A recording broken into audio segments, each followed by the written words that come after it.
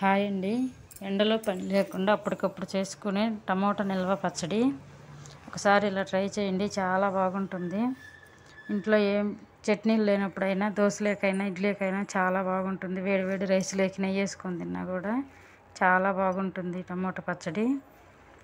నేను 1 కేజీ టమోటాలు తీసుకొని కడిగి తుడిచి పెట్టుకొని వీడియోలో చూపించినట్టు కట్ చేసి పెట్టుకొని ఒక కళాయి పెట్టుకొని అందులో కొంచెం ఆయిల్ వేసుకొని టమోటాలు వేసుకొని ఒక 2 నిమిషాలు మూత పెట్టుకుంటే వాటర్ అంతా పైకి వస్తుంది.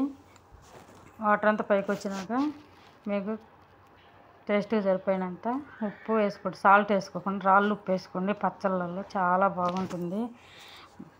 సాల్ట్ వేస్తే బూజు వస్తుంది, అందుకని నేను రాళ్ళు ఉప్పు వేసుకున్నాక చింతపండు కొంచెం అన్నీ తీసి పెట్టుకొని కొంచెం చింతపండు వేసుకొని అందులో కొంచెం కలర్ కోసం పసుపు కూడా యాడ్ చేసుకోవాలి.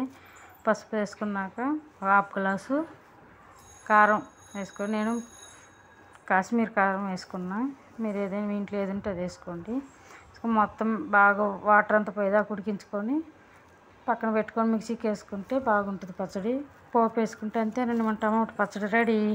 మొత్తం పోపు వేసుకొని కలిపి పెట్టుకుంటే టమాటా పచ్చడి రెడీ.